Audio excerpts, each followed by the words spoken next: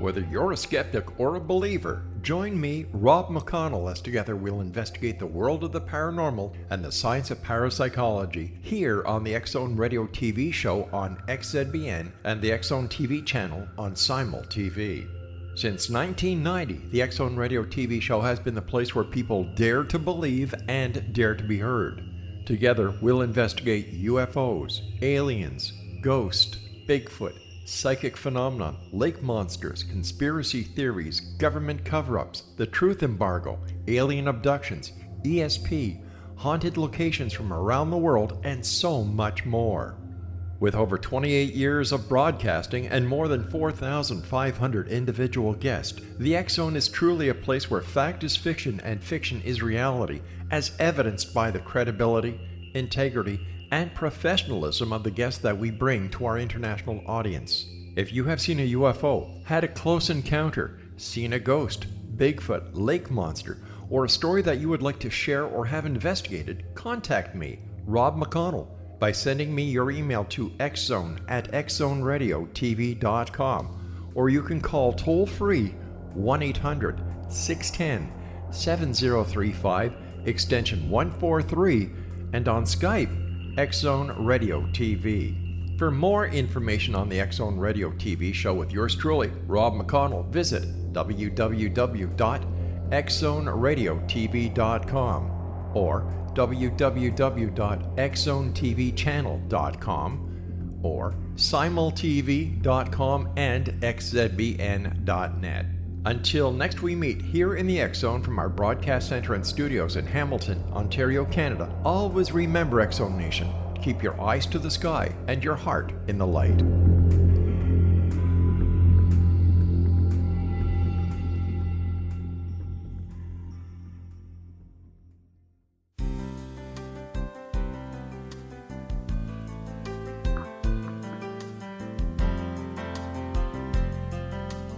Welcome to Mission Evolution Radio Show with Gwilda Wiyaka, bringing together today's leading experts to uncover ever-deepening spiritual truths and the latest scientific developments in support of the evolution of humankind. For more information on Mission Evolution Radio with Gwilda Wiyaka, visit www.missionevolution.org. And now, here's the host of Mission Evolution, Miss Gwilda Wiyaka.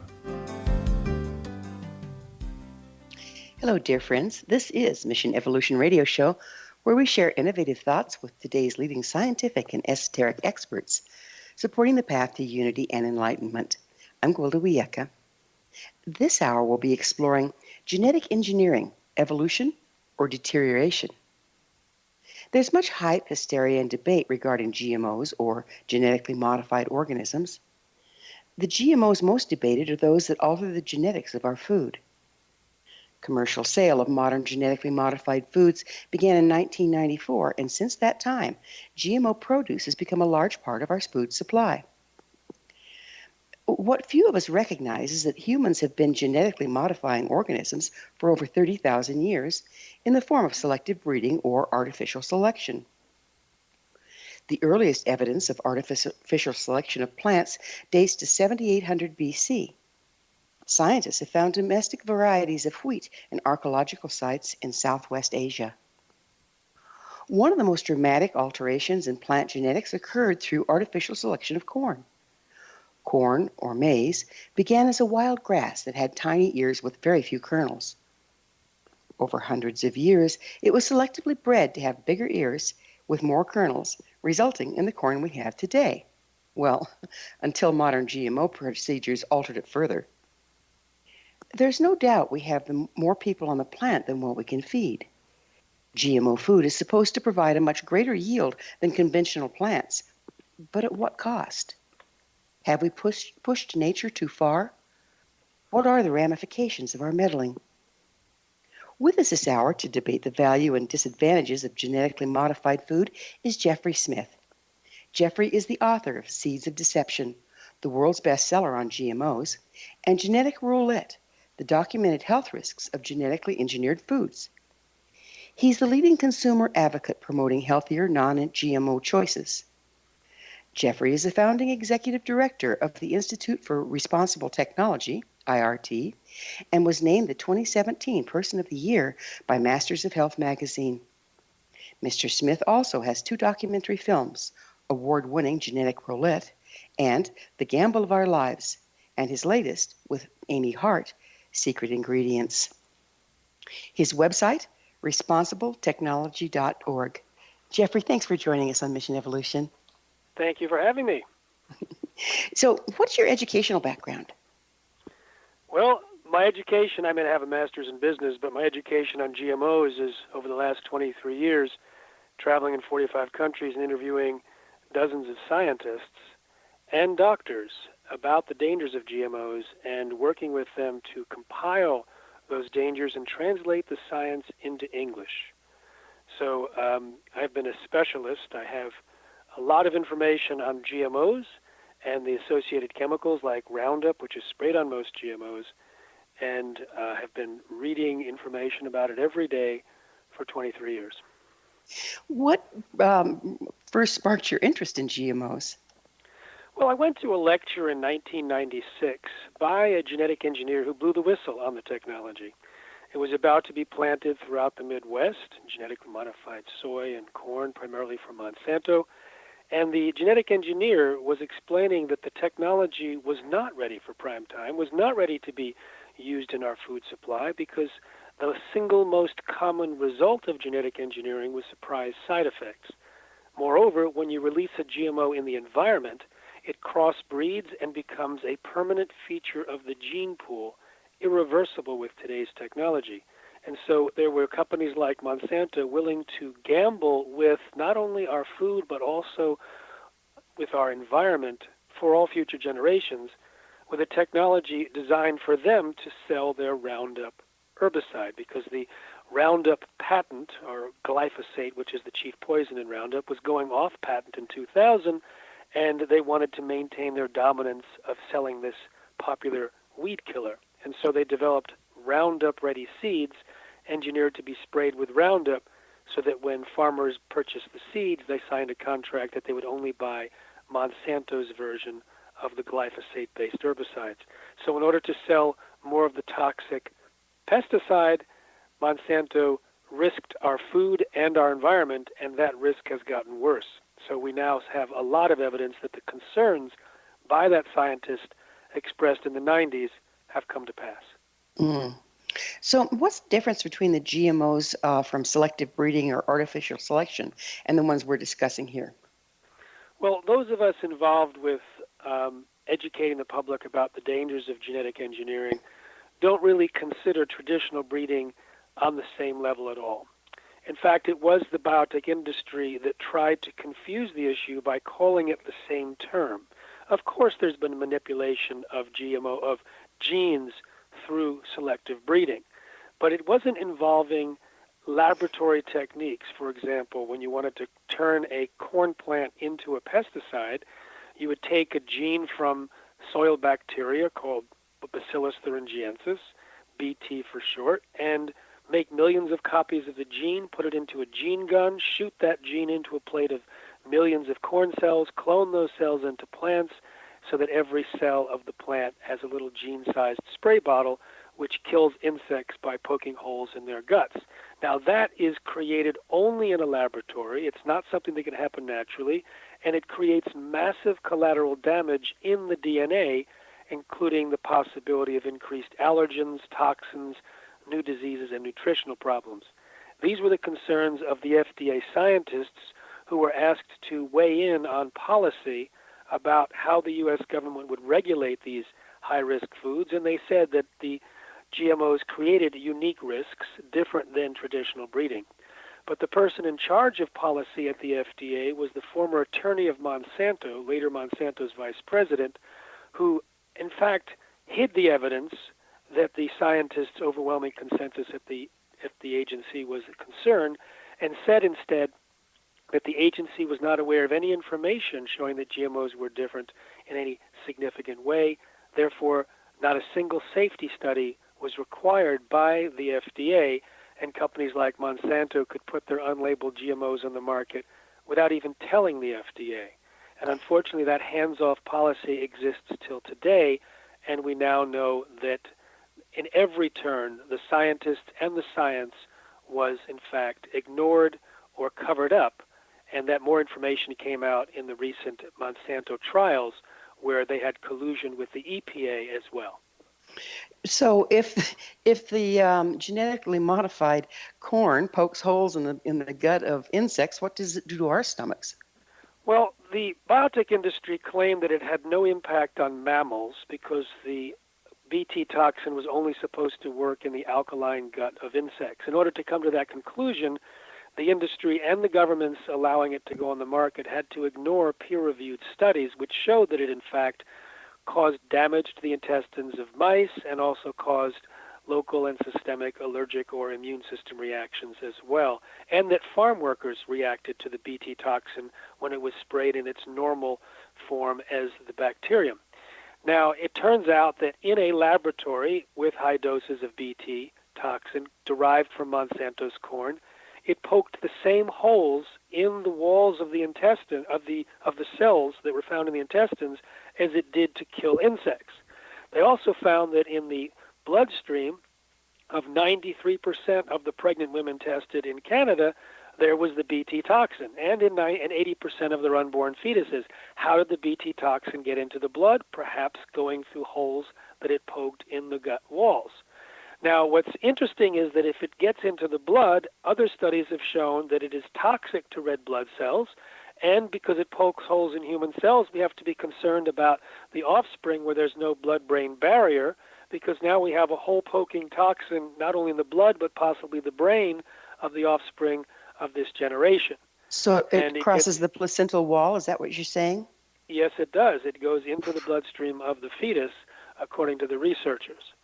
And so that's just one of the problems of genetic engineering, was the specific insecticide that's created in corn, and studies on mice show that it can increase allergic or sensitive reactions not only to Bt toxin, but also to other formerly harmless foods or compounds. So it might sensitize us and give us more allergic reactions, in addition to possibly creating leaky gut, which is linked to many different diseases, including cancer, heart disease, Alzheimer's, Parkinson's, autism, inflammation in general, and autoimmune disease. So like MS, autoimmune disease, and, well, cancer is inflammatory, right? Yes, in fact, so many of these diseases are rising in parallel with the increased use of GMOs, more than 30 diseases. Now, if we just looked at the epidemiological evidence, that's kind of weak on its own because correlation does not mean causation.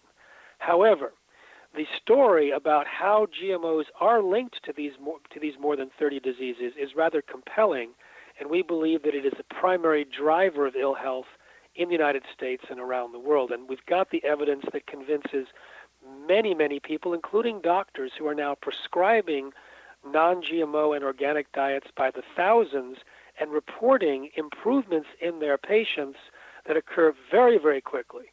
And we've documented this. In fact, Amy Hart and I created a film called Secret Ingredients that looks at more than a dozen individuals and families that switched to an organic diet and reversed all sorts of diseases, including We're going to have to talk about that and disease reversal on the other side of a commercial break.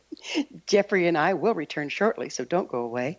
You're listening to the Mission Evolution Radio Show, coming to you on the X-Zone Broadcast Network, www.xzbn.net.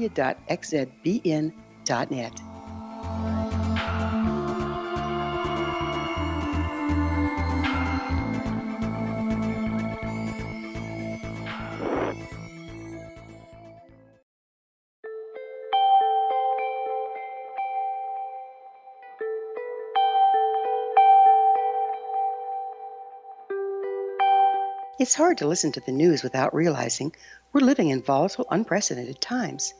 Yet never has there been such an opportunity to transform the human condition. As old structures fail, where can we find the guidance to co-create a better way? Find Your Path Home is an ever-evolving, leading-edge information, education, and healing resource center designed to support and guide you on your path to unity and enlightenment.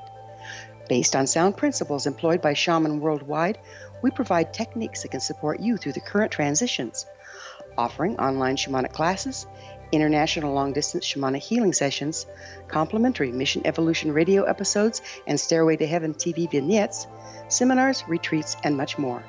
All of this can be found on findyourpathhome.com.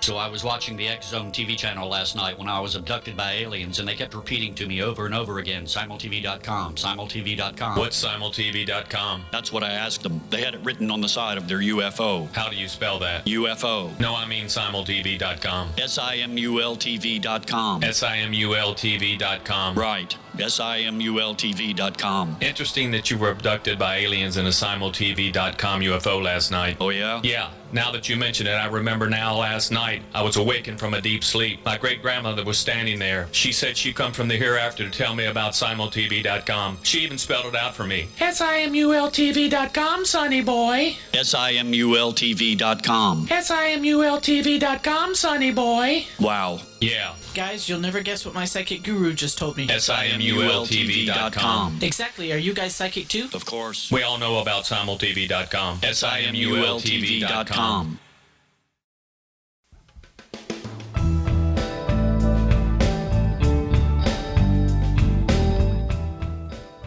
Welcome back. This is the Mission Evolution Radio Show, missionevolution.org. We're dedicated to unification and evolution of consciousness. Our guest this hour is Jeffrey Smith. His website, responsibletechnology.org. Jeffrey, we were talking about how going to organic, and you've done a film that shows that it has great results of turning around a lot of these diseases that we're seeing coming on in droves. But what's the difference between organic and non-GMO? Are they one and the same, or are all organic foods not necessarily non-GMO? Excellent question. So genetic engineering is one of the technologies that's not allowed to be used in organic. Organic, it doesn't just stop there. It doesn't allow radiation. It doesn't allow the use of sewage sludge. It doesn't allow toxic synthetic pesticides like Roundup. So if you're trying to simply avoid GMOs, you can do either organic or non-GMO. But we have found that one of the great drivers of those diseases is not just the genetic engineering process, which causes all sorts of side effects, but also the Roundup herbicide, which is sprayed on most GMOs. More than 80% of the GMOs in the United States and around the world are created by Monsanto specifically to withstand sprays of Roundup herbicide, which includes the chief poison, glyphosate, which was determined by the World Health Organization's top committee as a probable human carcinogen, meaning it causes cancer. And so if you want to avoid the Roundup as well, unfortunately Roundup is not just sprayed on GMOs, it's sprayed to dry down grains and beans just before harvest. It essentially kills the plants but makes it easier to harvest and forces maturation of the grain and kills the weeds at the same time. So it's actually in higher levels in things like oats and navy beans and hummus and wheat because it's sprayed 3 to 5 days before they collect it for food. And so we used to say, eat non-GMO, and if you can, get organic because then you get all the other benefits of organic. Now realizing that Roundup is sprayed throughout the food supply and is so dangerous, we say it's important to eat organic, and only if you can't, then at least get non-GMO. Well, I understand that Roundup gets into the water supply, and even people that are trying to grow organic, it's inundating them. I know we have some organic wines. I can't remember how many wines tested in the United States. Even the organic ones came up with Roundup in them. So it's like sneaking in, isn't it? Absolutely. In fact, we have a 90-day lifestyle upgrade program at secretingredientsmovie.com for people that want to change their diet, and I interviewed some winemakers who tested many, many different organic wines and found that they contained just trace amounts, or even small amounts of glyphosate, but they found the one vineyard that they tested that had 0 detectable levels, and that's what they chose to represent. And it's in the rain itself.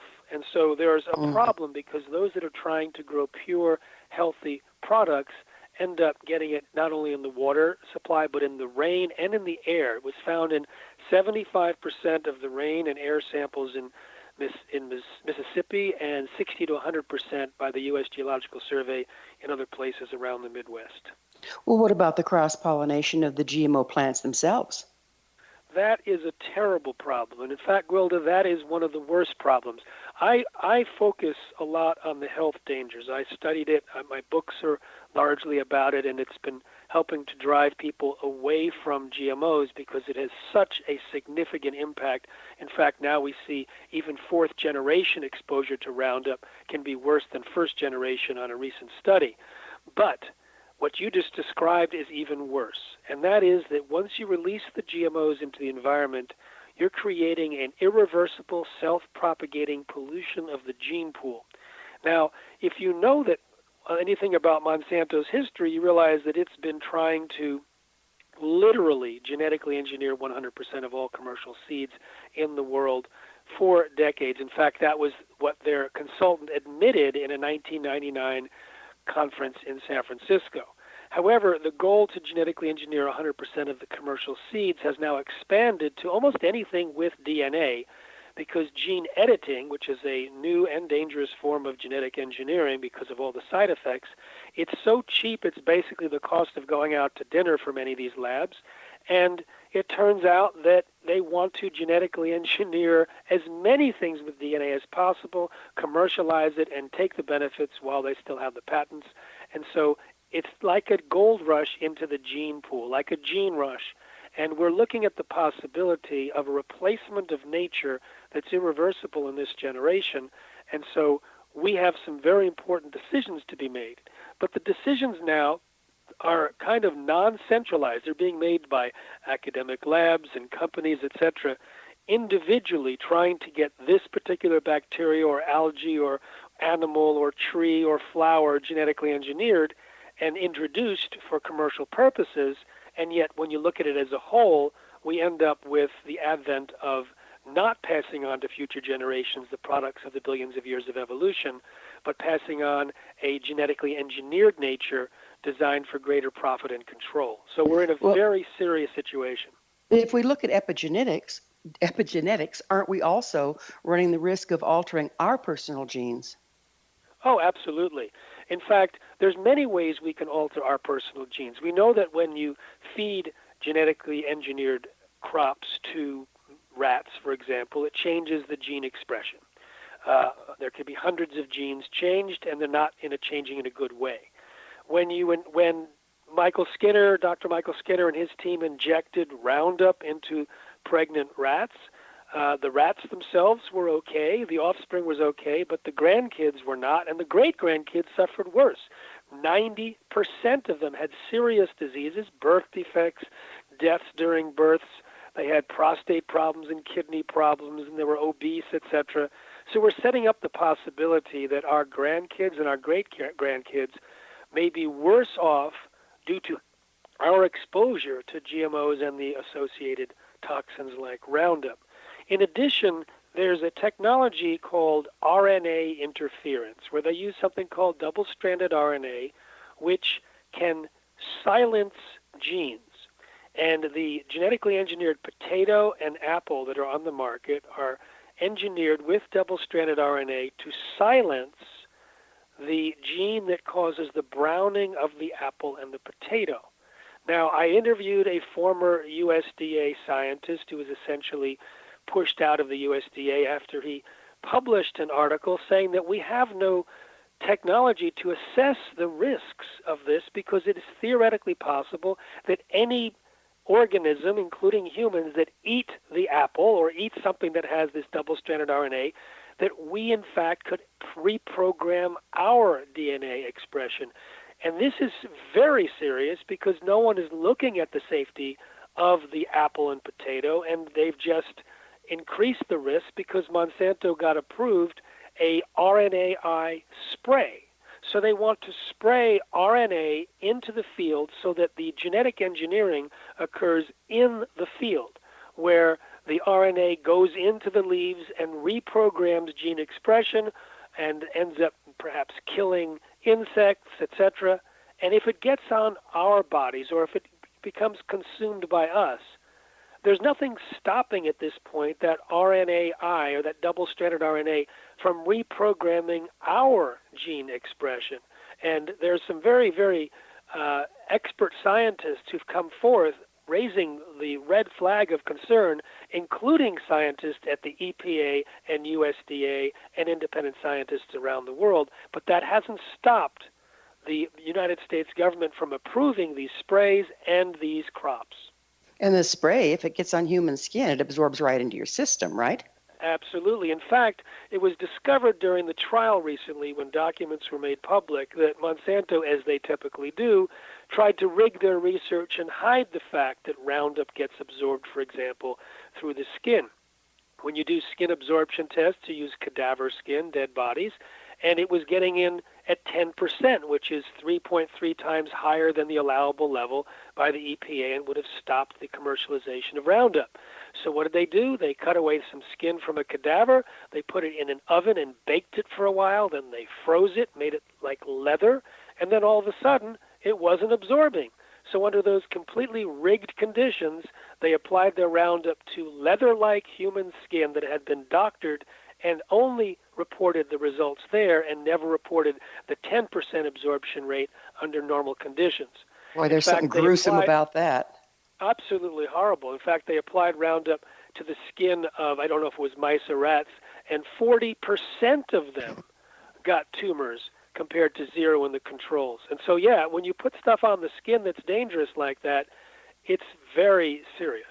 So they spray Roundup on grass to keep grass pretty in municipal cities and this and that. You walk across it, then you walk into your house. Your baby crawls across the floor. Does it absorb through their little hands? Absolutely. In fact, your dog will be walking along it. You pet your dog.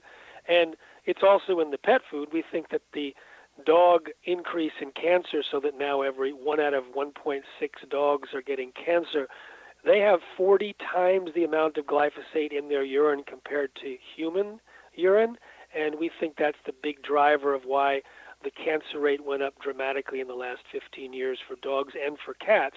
And we think it's both the pet food exposure, and we have a website, petsandgmos.com, where people can see the kind of glyphosate levels in the pet foods to see what they want to avoid. And we also think that it's walking along the parks and golf courses where glyphosate-based herbicides like Roundup have been used.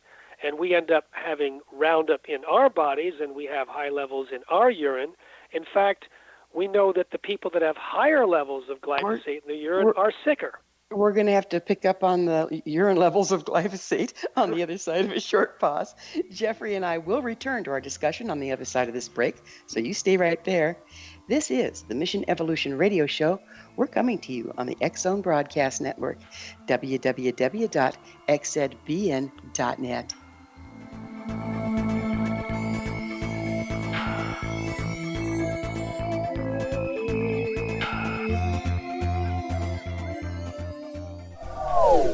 They are here, and they've been here for thousands of years, making their presence known in the shadows. They might be seen by a lonely motorist on a deserted road late at night, or by a frightened and confused husband in the bedroom he is sharing with his wife. But who are they? What do they want? Why are they here? Perhaps most concerning, has the government been aware of their presence all along? The new book by Ellie Marzulli, UFO Disclosure, the 70-year cover-up exposed, delves into the world of UFOs. Can full disclosure be soon?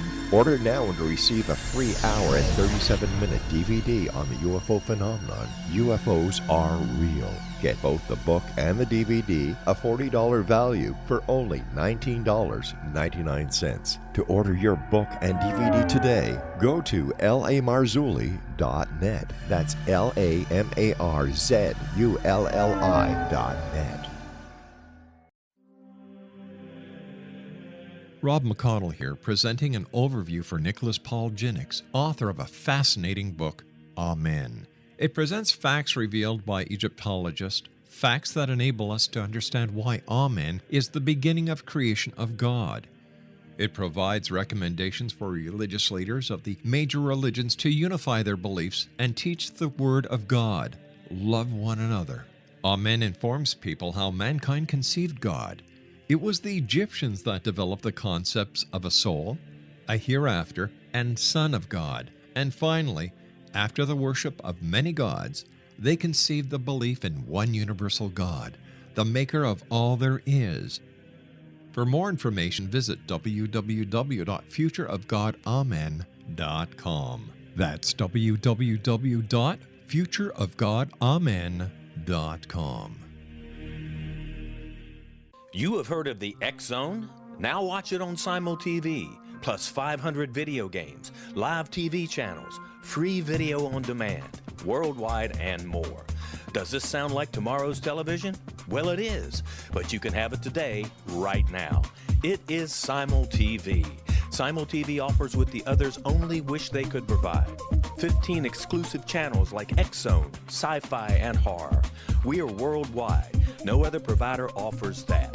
500 built-in video games. No need to have an extra expensive system. We have them included. Free video on demand. Live streaming events from around the world. Interactive online network, and much more. Tomorrow's TV today. Simul TV. Sound too good to be true? Well, it's not. You can have Simul TV today. Sign up at simultv.com. Do it today.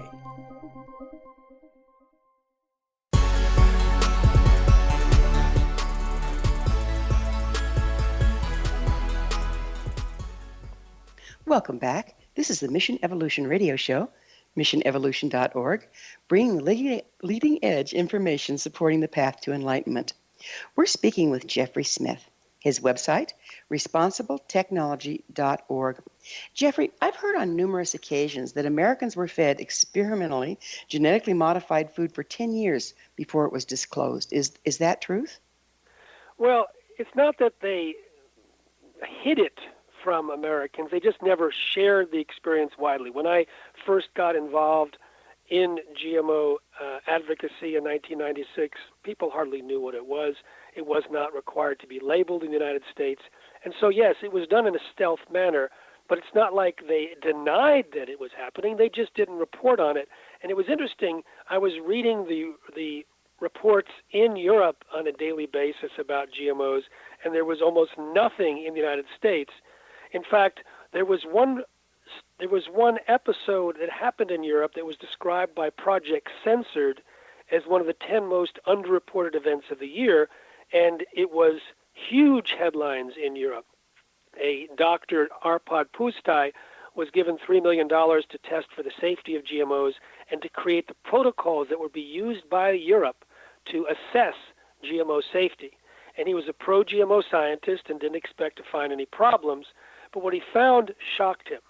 Just in 10 days, the supposedly safe genetically engineered potatoes that he was using created massive damage to the rats. They created potentially precancerous cell growth in the digestive tract, smaller brains, livers, and testicles, partial atrophy of the liver, and damaged immune system. Now, he realized that what caused the problem was the generic process of genetic engineering, the same process that was used to create the genetically engineered soy and corn and other products that are on the market. And he went public with his concerns, was a hero for about 2 days at his prestigious institute, and then calls from the UK Prime Minister's office resulted in his being fired the next day, silenced with threats of a lawsuit, and there was a campaign to destroy his reputation in order to protect the reputation of genetic engineering and biotechnology. 7 months and one heart attack later, he was given permission to speak before Parliament, and that got his gag order lifted. And it turns out his study did, in fact, say what it did do what he said. It basically indicted genetic engineering as inherently unsafe and exposed that the so-called safety studies done by the industry and approved by the government were just a facade, and that if anyone actually looked deeper into the GMOs, they could find all sorts of problems, and that has been the case now. We see early death, organ damage, we see obesity, tumors, we see all sorts of things now when independent researchers look for the results of genetic engineering and Roundup, and it's largely hidden and covered up by the biotech industry and ignored by the government. So, what percentage of our food, and everything? It seems like this has really become invasive. What percentage is being distorted by this? Well, you've got two different categories. You have the GMOs and you have the Roundup. Roundup is a much bigger footprint because, as I say, it's sprayed on the wheat and the oats and basically all the grains, and it's sprayed on the beans. It's also sprayed on potato fields and sweet potato fields and citrus orchards. It's sprayed on vineyards. It's sprayed all over, and so it pervades the food supply, but not completely. We have on our site at responsibletechnology.org a compilation of the different research reports done independently because the government refuses to test for the residue levels like they do for all of the other weed killers. Why do However, they refuse? Well, they have been marching lockstep with Monsanto for decades, and you can get a quote from the New York Times with someone formerly from the FDA saying that the regulatory agencies have done everything that Big Ag has asked them to do and told them to do, and that's the case. Now, in the case of Roundup, the excuse was, oh, it's so safe, we never have to test the residues. Well, it turns out it damages the fundamental foundations of our health. It's an antibiotic, so it messes up the gut bacteria. It creates breaks between the cells of the gut, so it can create leaky gut. It makes minerals non-absorbable, so it can lead to all sorts of diseases and break down certain metabolic pathways, including those that produce serotonin, melatonin, and dopamine. It's a mitochondrial toxin. It's a probable human carcinogen. It's linked to birth defects. It damages our gut walls. It suppresses digestive enzymes. It causes hormonal disruptions. And if you were able to capture each of those things that I just said, and you have a medical background, you realize, oh my God, these are the foundations of health. No wonder more than 30 diseases, from autism and diabetes to heart diseases and cancers, are rising in parallel with the increased use of Roundup sprayed on the GMO acreage. So are there scientific studies proving that there's a link between Roundup and these illnesses? Yes. In fact, the one that is the strongest proof is with something called non-alcoholic fatty liver disease. They fed Roundup in the drinking water of rats at tiny levels. In fact, the EPA allows, on a per body weight per day consumption basis, allows humans to drink 437,500 times the amount of glyphosate in the water that the rats were drinking on a daily basis per body weight. And the rats developed non-alcoholic fatty liver disease as a direct result. Now, it turns out that 30 to 40% of Americans have non-alcoholic fatty liver disease, and there's a more dangerous version of it. It's pronounced NASH, N-A-S-H, and it turns out that the people who have the higher levels of glyphosate in their urine, who have the non-alcoholic fatty liver disease, have the more severe version, which is closer to cirrhosis, it's closer to the cancer, it's closer to the really serious impacts of the liver that this disease can lead to. Now, we've also seen a number of other studies that show links to cancer. For example, the International Agency for Research on Cancer concluded that glyphosate does cause cancer in animals, but there wasn't enough studies on humans to say it definitely causes cancer, so they said it probably causes cancer in humans, it definitely causes cancer in animals. And you can break down and see similar evidence to birth defects, etc. But when you take it all together, what I've found is some of the best evidence comes not from the scientists, but from the doctors. I had the honor of bringing the evidence to the medical profession starting in 2006, and I was going back to these conferences giving new information about the documented health risks, and the doctors started to prescribe non-GMO or organic diets, and they started telling me what was happening.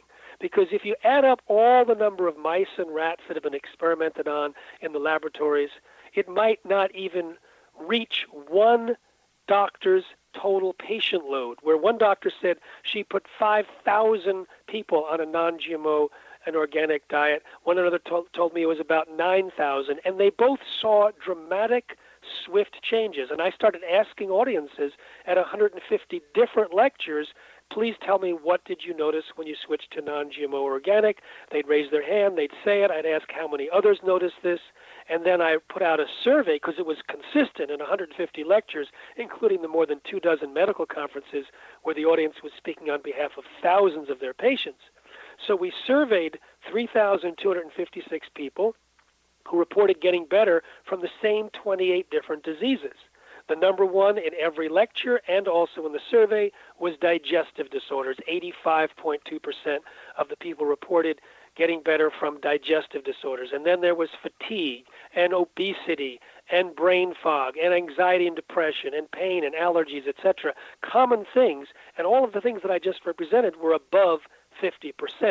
And it went down to things like autism, diabetes, infertility, gluten sensitivity, etc. And in each one of these, we can actually show that the modes of action of GMOs or Bt toxin or Roundup could plausibly create or promote those same diseases. In fact, I've put doctors through exercises, scientists through exercises, saying, okay, I'm going to read you the list of diseases that we think are associated. Here, you know what Roundup, for example, does to the gut bacteria or to other systems. Can you link those changes to these diseases? And they do every time. Wow. So there is a way to turn this around as individuals if we shift our diet, do you believe? Not only that, but we have evidence. In fact, of all of the work that I've done in 23 years, the single most compelling piece of evidence, the one that changes people's diets on the spot, is the movie Secret Ingredients that I did with Amy Hart. At secretingredientsmovie.com, if you watch the film, and you can also get it on iTunes and Google Play and Amazon, if people watch the film, virtually everyone, even if they're already eating largely organic, virtually everyone wants to eat more organic. And we've been hearing from people since the movie was released that they make the switch and they get better. And so one of the most common things in my life, perhaps more than anyone in the world, is to hear the testimonies of people that switch to organic, and so many diseases and disorders are turned around. People get more energy, they have more brightness in their lives, and so too are their pets influenced when the pets switch to organic pet food. So it's so absolutely consistent that in my world, it's basically a predictable reality. But in our 90-day lifestyle upgrade program, which we offer to people who watch the film, we actually ask people to do a symptom food diary so they can see for themselves. But some of the doctors that I spoke to say actually the changes can happen within 2 or 3 days. Well, that's really good news. We're going to have to talk further on the other side of yet another quick break. Jeffrey and I will be back shortly, so don't leave us now. This is the Mission Evolution Radio Show on the X-Zone Broadcast Network, www.xzbn.net.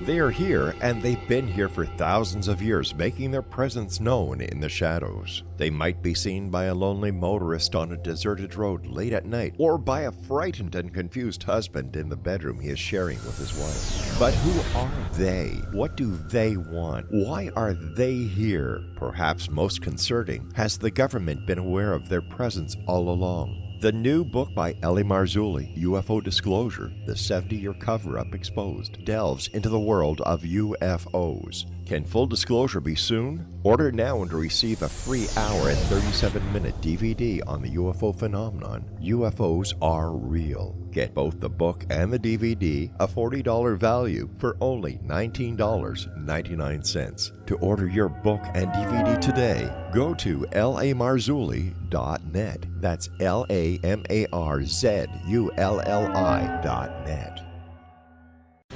Christopher Fulton is a survivor of the national security state.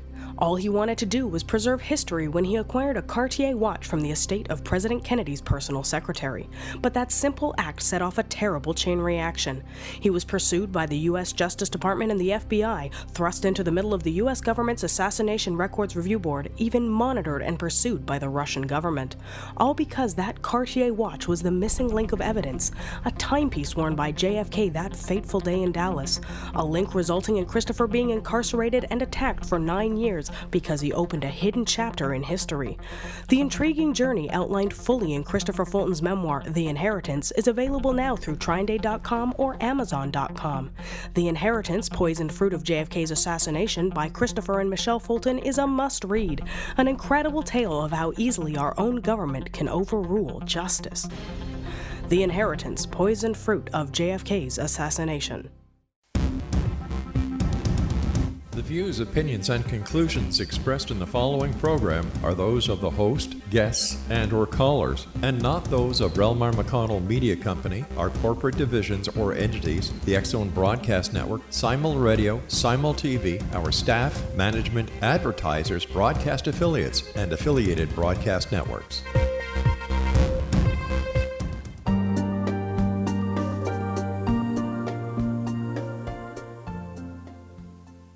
Welcome back. This is Mission Evolution Radio Show, bringing together gifted people of service to the world. To suggest a topic or guest, email us, info@missionevolution.org. Our guest this hour is Jeffrey Smith. His website, responsibletechnology.org. Jeffrey, we've all heard the old adage, follow the money. How do we know that pushing genetically engineered ingredients out of the market in favor of organic ones is not just another marketing ploy? Well, actually, I've never been asked that question. To me, it's a ploy to actually save our health and our environment. In fact, what we did we've been focusing on at the Institute for Responsible Technology, our nonprofit, is to equip people with the information about the health dangers so that they would avoid eating the GMOs. And that created a market pressure, as you described, so that the companies would actually substitute non-GMO ingredients because they were losing market share and sales. And that's how, in fact, we have the ability, the leverage to make a change when the government is, in fact, in favor of GMOs, and we can see that there's been some collusion both at the EPA and the FDA level. That's how GMOs... Go ahead. With the large number of the Earth's population facing poverty and starvation, how can we expect them to afford organic? Well, first of all, let's dispel one myth about GMOs as being needed to feed the world. The United Nations and World Bank commissioned the biggest study of how to feed the world, the IAASTD report, ISTAD report. And more than 400 scientists concluded that in order to feed the world, GMOs have nothing to offer. They don't actually increase average yield. This has been demonstrated both by independent scientists and investigations conducted by the New York Times and elsewhere. They don't increase average yield, whereas things called agroecology and beyond organic can double yields in developing countries. One study of 12 million farms showed a 79% increase in yield. And actually, the organic products do not get the government subsidies. They don't get the support that the chemical-based industry provides. And yet, according to Rodale Institute, which has been doing side-by-side studies of organic versus GMOs for years, there is no yield difference on that level except in times of inclement weather where the organic outperforms the conventional. So part of the reason why organic is more expensive is because of the lack of government support. And as I've seen on bumper stickers, eat organic food, or as our grandparents called it, food. We've been able to produce organic food before World War II when the byproducts of the bomb-making material were then converted into the nitrogen fertilizers, and the nerve gas was converted into insecticides. Prior to that, we had organic food that fed the world, and we had the knowledge of systems to keep them biodiverse. Now, with the influx of the agro-business, we're eliminating the biodiversity and making our crops actually weaker and more dependent on the chemical inputs. So experts, yeah, go ahead. Within this, what's happened to the soil? The soil, unfortunately, is one of the greatest casualties, and it's something we cannot afford to allow to continue. When you spray the ground with these chemicals, you destroy a lot of the microbiome, which helps create the minerals and convert minerals to assimilable levels for the plants. It causes runoff, etc., and we're losing our soil at an alarming rate. Now, the whole cornerstone of organics for decades was to build up the soil because the quality of the soil creates nutrient-dense food, which creates healthy bodies, etc. And if you look at a genetically engineered Roundup-ready cornfield next to a regular cornfield after a rain, the GMO cornfields got puddles because the Roundup has killed the bacteria in the soil that creates the spongy infrastructure, so the water doesn't get absorbed as much, and then it runs off, taking with it the nitrogen, taking with it the topsoil, and we end up pushing that into, for example, the Mississippi River, and then sending it downstream where some of it evaporates, and now there's the high levels of Roundup in the air in Mississippi, etc. So it becomes a whole environmental catastrophe.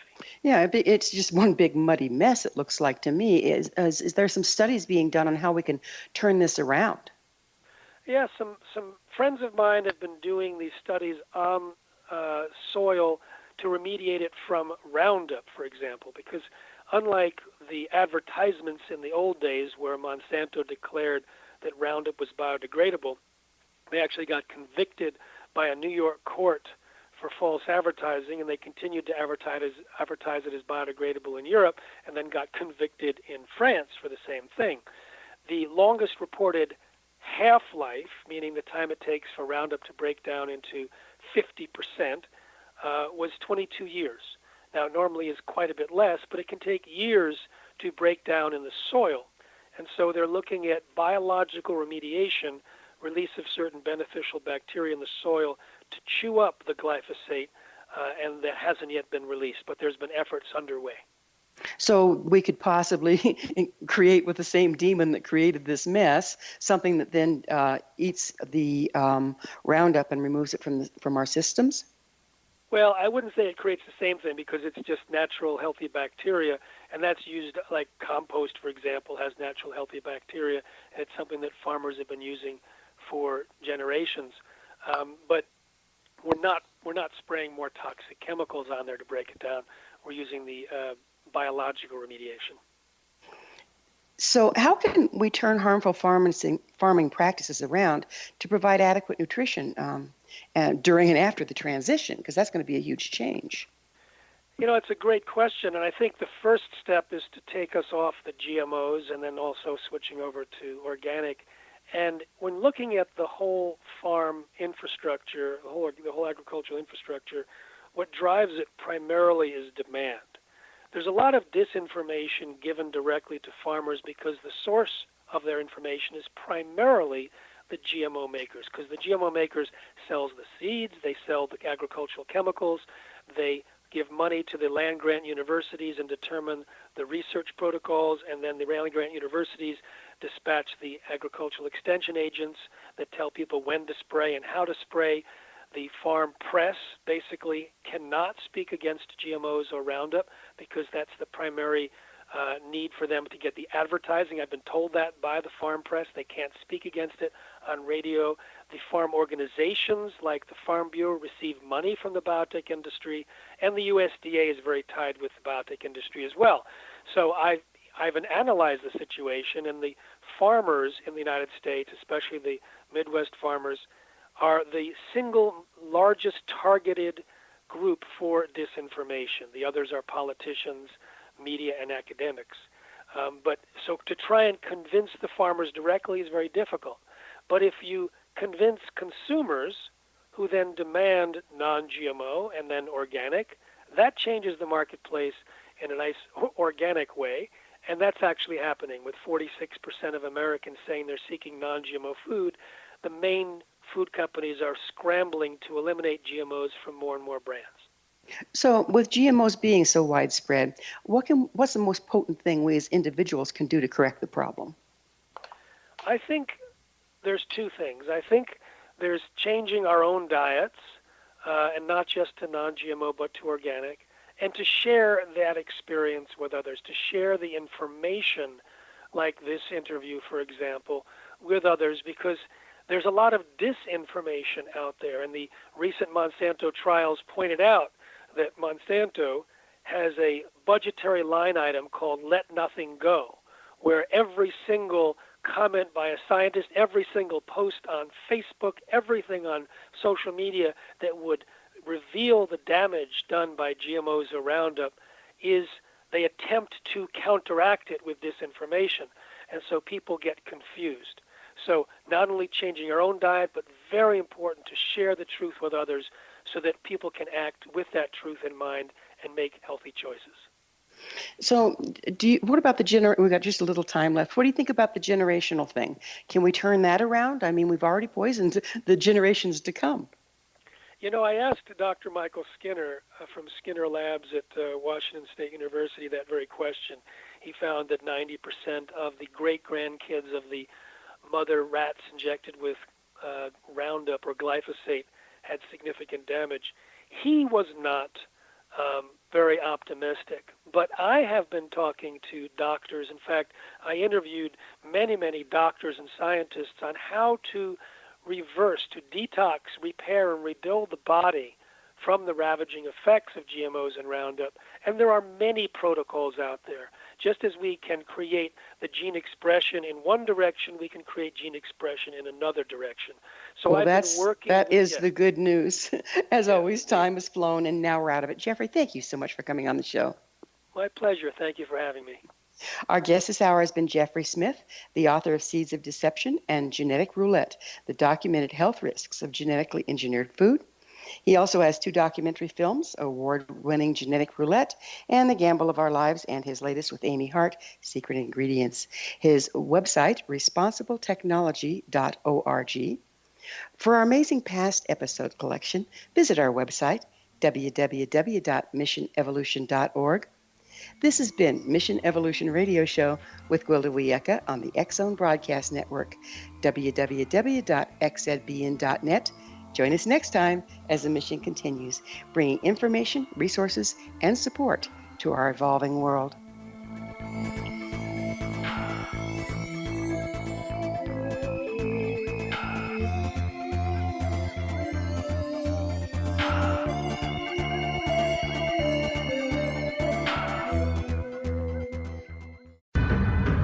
If you are looking for a safe, zero-calorie natural option to the harmful artificial sweeteners on the market today, Just Like Sugar is what you're looking for. Just Like Sugar is a wonderful natural alternative for those health-conscious people who choose a calorie-restricted diet with a great, pure, sweet flavor that tastes just like sugar. Just Like Sugar is a great natural option for people suffering from diabetes and may be useful in restricted diet programs where standard sugars are not allowed and does not cause a laxative effect of some other sweeteners. Just Like Sugar comprises a perfect blend of chicory root fiber, natural calcium, natural vitamin C, and Just Like Sugar's sweetness comes from the natural flavors from the peel of the orange. Just Like Sugar is a natural alternative to harmful artificial sweeteners and will change the way that you believe all natural sweetener products taste. Just Like Sugar is available at your local Whole Foods markets, Wild Oats markets, Henry's, Sun Harvest, and many other fine natural food stores in the U.S., Canada, and worldwide. They are here, and they've been here for thousands of years, making their presence known in the shadows. They might be seen by a lonely motorist on a deserted road late at night, or by a frightened and confused husband in the bedroom he is sharing with his wife. But who are they? What do they want? Why are they here? Perhaps most concerning, has the government been aware of their presence all along? The new book by Ellie Marzulli, UFO Disclosure, the 70-year cover-up exposed, delves into the world of UFOs. Can full disclosure be soon? Order now to receive a free hour and 37-minute DVD on the UFO phenomenon. UFOs are real. Get both the book and the DVD, a $40 value, for only $19.99. To order your book and DVD today, go to lamarzulli.net. That's LAMARZULLI.net. You have heard of the X-Zone? Now watch it on Simul TV, plus 500 video games, live TV channels, free video on demand, worldwide, and more. Does this sound like tomorrow's television? Well, it is, but you can have it today, right now. It is Simul TV. Simul TV offers what the others only wish they could provide. 15 exclusive channels like X-Zone, Sci-Fi, and Horror. We are worldwide. No other provider offers that. 500 built-in video games. No need to have an extra expensive system. We have them included. Free video on demand. Live streaming events from around the world. Interactive online network, and much more. Tomorrow's TV today. Simul TV. Sound too good to be true? Well, it's not. You can have Simul TV today. Sign up at simultv.com. Do it today.